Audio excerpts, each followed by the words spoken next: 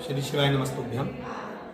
हरिविठल की पावन धरा चंद्रभागा नदी के पावन तट पर पंढरपुर में 25 दिसंबर से 31 दिसंबर तक शिव महापुराण की कथा होने जा रही है, दोपहर 1 बजे से 4 बजे तक।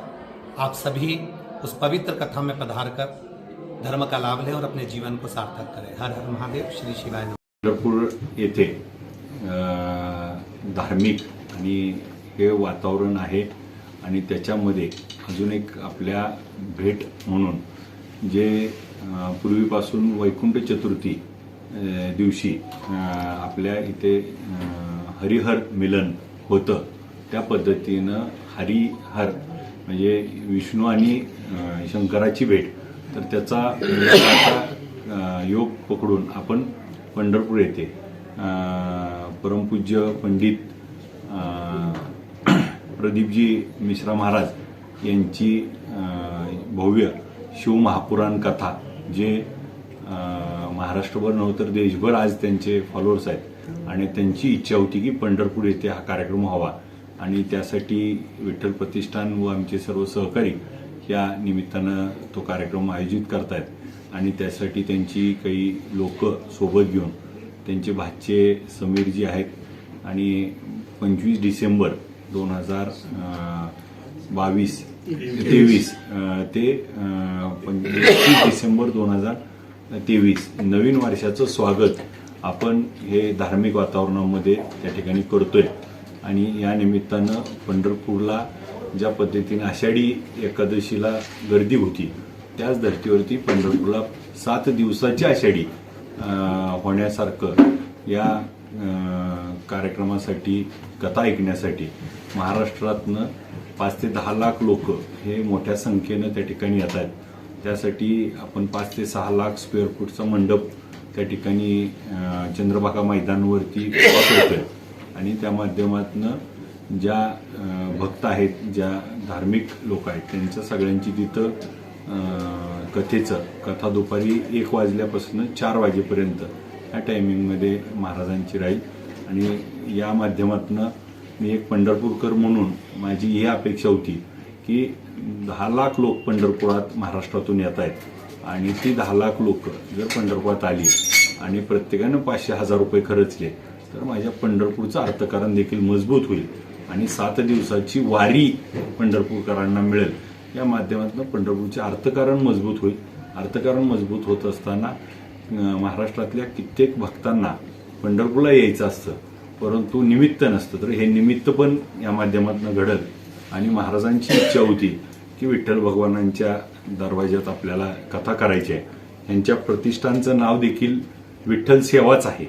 विठ्ठल सेवा आहे ना, विठ्ठल सेवा समिती, म्हणजे ते महाराज देखील विठ्ठलाचे भक्त आहेत आणि मग हा मिलाप करणं आणि पंढरपूरच्या अर्थकारणाला पंढरपूरचं महत्त्व अजून दुगणित करणे आणि पंढरपूरला धार्मिक पर्यटन हा नवीन एक खुला करणे, ह्या दृष्टीनं खऱ्या अर्थानं आम्ही यात पुढाकार घेतोय। या माध्यमातून पंढरपुरात येणाऱ्या भक्त भाविकांमुळं पंढरपुरातल्या छोट्या मोठ्या व्यापाऱ्यापासून मोठ्या सगळ्यांपर्यंत त्या ठिकाणी त्याचा नक्की अर्थकारणाला फायदा होईल आणि आजच आपण जर बघितलं तर पंढरपुरातला कुठलंही हॉटेल, लॉज किंवा धर्मशाळा ह्या सगळ्या 100% आज बुक झाल्यात, का तर 1 महिना आधीच त्यांची घोषणा झाल्यामुळं। तर हे वातावरण धार्मिक पर्यटन आपल्या इथं सुरू व्हावं या माध्यमातून आम्ही एक नवीन त्या ठिकाणी एक संकल्पना करतोय की जिथं आपला हा पॅन्डॉल आहे, त्या पॅन्डॉलच्या बाजूला आम्ही आपल्या पंढरपूर तालुक्यातली जे काही आजूबाजूला मंदिरं आहेत, धार्मिक स्थळं म्हणजे धार्मिक पर्यटन, तर त्याची सगळ्याची माहिती आपण त्या ठिकाणी लावतोय। त्याचा फायदा असा आहे की नारायण चिंचोलीचं सूर्यनारायण मंदिर हे आपल्या भारतात 2च आहेत, परंतु याची माहिती नसल्यामुळं पंढरपूरला आलेला भाविक फक्त पांडुरंगाला पाया पडून जातो, परंतु ती माहिती लावल्यामुळं तो त्या नारायण चिंचोलीचं मंदिरात दर्शनाला जाईल, मग देगावला संध्याकाळी देवीला जाईल, विष्णुपदाला जाईल, गोपाळपूरला जाईल, मग जिथं जिथं आपल्या इथं आपल्या आजूबाजूला बघितलं तर हे खरं शंभू महादेवाचं हे करतोय, तर रांजणीला शंभू महादेवाचं मंदिर आहे, कोर्टीला महादेवाचं मंदिर आहे, आपल्या इथं गुरसाळ्याला आहे, आजूबाजूला जिथं जिथं आहेत त्या सगळ्या याची माहिती आपण त्या ठिकाणी लावतोय। त्याच्या माध्यमातून आलेला भाविक हा फक्त पंढरपूर मर्यादित न राहता पंढरपूरच्या असलेल्या ग्रामीण भागाचं देखील पर्यटन वाढत. त्या ठिकाणी चिंचणीला प्रमोट करणं असेल, आजूबाजूच्या सगळ्या बाजूला त्या ठिकाणी सगळ्याची ऍडव्हर्टाइजमेंट केल्यामुळं त्या माध्यमातून ह्या धार्मिक स्थळाची ओळख निर्माण होईल आणि मग खऱ्या अर्थानं पंढरपूरला धार्मिक पर्यटन हा नवा पर्याय खुला करावा, अशा ह्याच्यातून ही संकल्पना आम्ही आणतोय.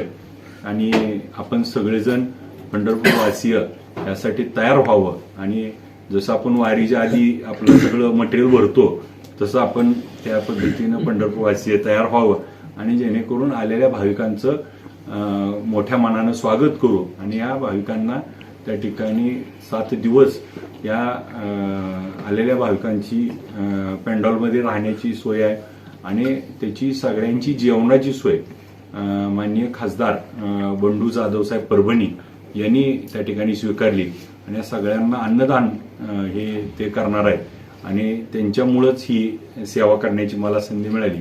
त्यांच्यामुळं महाराजांचे भाचे आणि महाराज हे सगळेजण त्या ठिकाणी येत आहेत. महाराजांना Y+ सेवा आहे आणि त्यांना खूप मोठी मोठी लोक त्या ठिकाणी फॉलो करतात, त्यामुळं त्यांना भेटीला ते देखील येतील. आत्ताच त्र्यंबकेश्वर झाली, जळगाव झाली आणि आता अमरावतीला आहे आणि अमरावती झाली की आपल्याकडे येतील. 16 तारीख ते 20 तारीख अमरावती आणि तिथून झाली की आपल्याकडे 25 तारीख.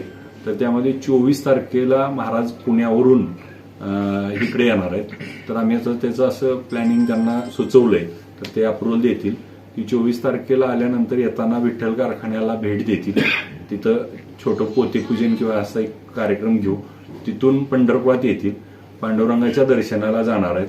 तर ते नगर प्रदक्षिणा जे आहे तर आगमनाच्या निमित्तानं त्यांचे भाविक 4 दिवस आधी येऊन थांबतात. तर ते आले त्यांच्या माध्यमातून एक भव्य असा रोड शो त्यांचा होईल. त्या माध्यमातून एक वातावरण निर्मिती होईल आणि त्यानंतर त्यांची निवासाची व्यवस्था आहे आणि ते आपल्याला इथं सगळ्यांना त्यांचे कथेच्या माध्यमातून खूप मोठा त्यांचा फॅन फॉलोईंग आपल्या जिल्ह्याभर आणि राज्यभर आहे. त्याचा नक्की पंढरपूरच्या ह्या धार्मिक वातावरण अजून मजबूत होण्यासाठी आणि आपल्याला एक जी गरिबाचा देव म्हणून ओळखण्याची ही आहे त्याऐवजी हा सर्वसामान्य आणि सर्वांचाच आहे ही प्रतिमा आपल्याला करून धार्मिक पर्यटन आपल्याला पुढे करावे ह्या दृष्टीने आम्ही हे करतोय. पंढरपुर में आयोजित होने जा रही है, जिसका हमारे विठ्ठल सेवा समिति सीओ ने निर्णय लिया था कि पंढरपुर में हमारी समिति की कथा होना चाहिए, जिसके लिए हमने अभिजीत पाटिल एवं जाधव जी जो हमारे सांसद जी उन दोनों से हमने बात करी कि यहाँ पे एक कथा आयोजित होने जा रही है जिसमें लगभग 5 से 10 लाख लोग आने की संभावना है और उम्मीद करते हैं कि जो अमरावती कथा होगी 16 से 20 तो 20 को वहीं से भक्तगण डायरेक्ट हमारे पंढरपुर पधारेंगे, जिनके लिए हम पहले से रहने की व्यवस्था, भोजन व्यवस्था सब चीज यहाँ तैयार रखेंगे.